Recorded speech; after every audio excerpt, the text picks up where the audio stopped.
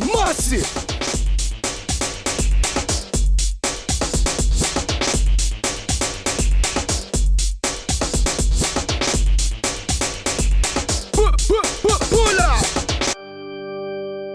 Hello, this is Kinte from IndieShowcase.org.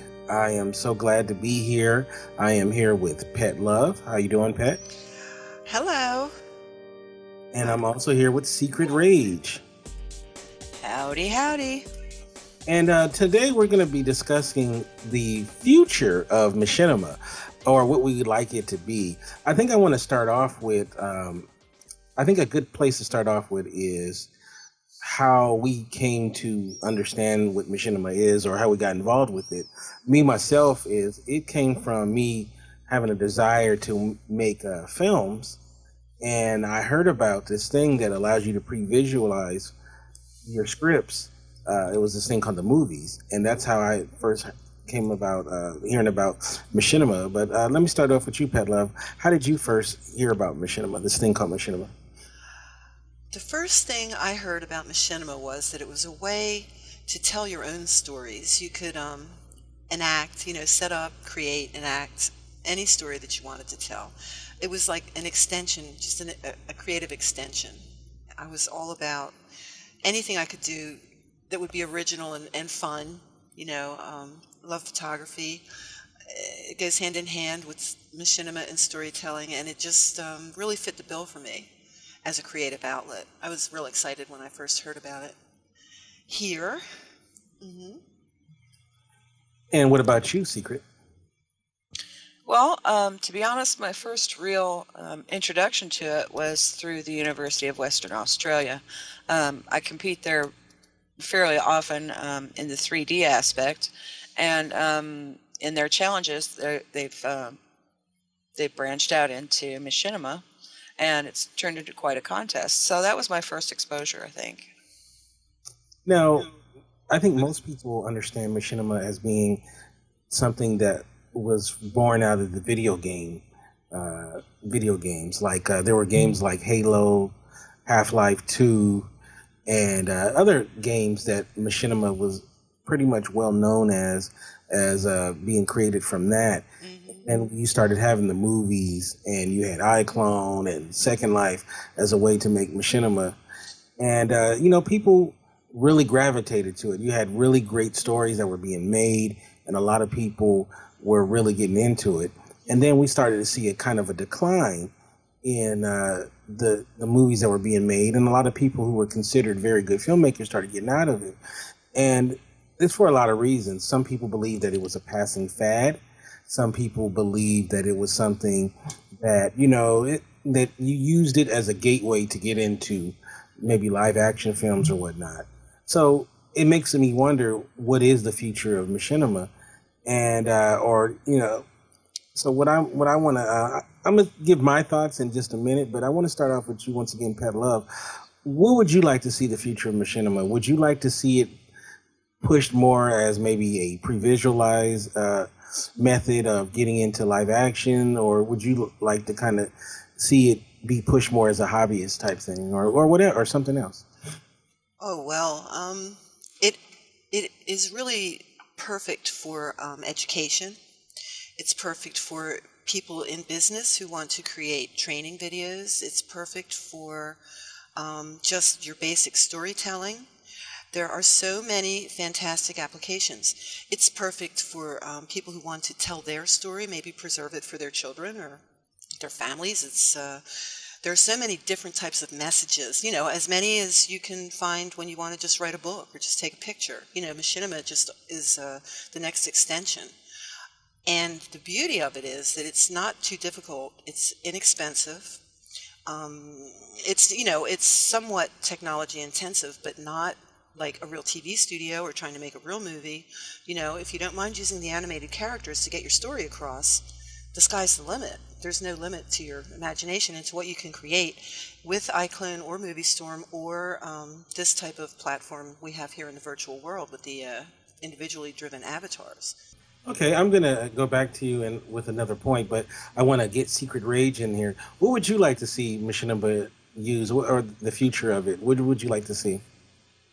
I really don't know how I can expand on pet. I really don't. But there's one point I think that really needs stress, and that is we need to get it out into the mainstream further, so that it's not just a one of sort of thing, or it's not a fluke, or it's not as you put it, a gateway, um, Hmm. Yeah. because it's so viable and it's so responsive. Anything that's a topical. Uh, Be Sort of addressed in world news, films. yes, Yeah. yeah, Hmm. sort of world news can be addressed at the moment. It doesn't Hmm. have to be 6 months down the road or a year down the road in a film. It could be in a film tomorrow, if you do it in machinima. So I'd Hmm. like to see it get to be more mainstream, I think. One thing that I think that we definitely need to do is one thing that I love about the expo is really, really providing a way to through criticism, someone who actually will really critique, work, and also giving awards out to, people who have had really great achievements in the machinima films. I think that's very important because what it does is it sets a high standard for what is the quality of the films, and that's why we got to thank the expo for doing this. Is because and also to the the other entities that do that. Really giving these people who do, who achieve, really good work, giving them their just due. So I think that's really big. So, and I think another thing that we have to promote and push is if you see a good machinima film, comment, comment it. Let them know that they're doing a good job. I have a phrase I like to use all the time: comments is currency. And a lot of time we'll sit there and we'll be on YouTube or View TV or whatnot. We'll see a film that we like, but we won't tell the filmmaker that we liked it. Like, you know, Yeah. how would they know? You're sitting there chuckling, or or you were terrified because maybe the movie was scary, and you didn't tell the filmmaker that, hey, I really had a good experience. And what about you, Secret? What do you see the future of machinima to be? Is it going to be a bright one? I think so. I think even if the only avenues that are explored with it are those of education and, for instance, virtual abilities, I Hmm. think it's Yep. going to be viable just in those aspects. For instance, I'll give you an example. College campuses that have satellite campuses. Professors can't be everywhere all the time. And so to have classes that are online that you actually can take, you might as well say attendance at, Hmm. your avatar attends classes, you're actually able to interact with the professor. The Yep. professor can give their lecture. You can give out materials in the form of note cards. It could be just like school, except for you're not physically there. And there I are think it's a places way that do better. that. Yeah, there Yeah, are. I work yeah. for one of them. And Hmm. mhm. And then with the virtual abilities groups, there are a lot of people who are disabled in this country that have absolutely zero social life. They have nothing, nothing, nowhere to go and no one to be with, because for them to get out involves so many things.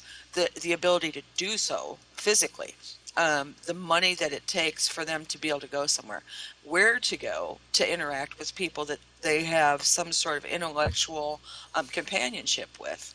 Um, just those things by themselves, the education and the virtual abilities, I think, will expand us. Well, thank you, ladies, so much, and thank you to the Machinima Expo. And if you want to get me on Twitter, you can do so at Kinte F. As well as if you want to know more information about Indie Showcase, go to www.indieshowcase.org. Thank you, and have a good one. Thank you. Uh-huh.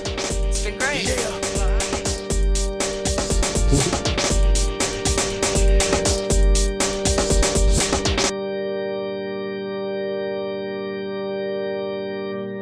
Massive.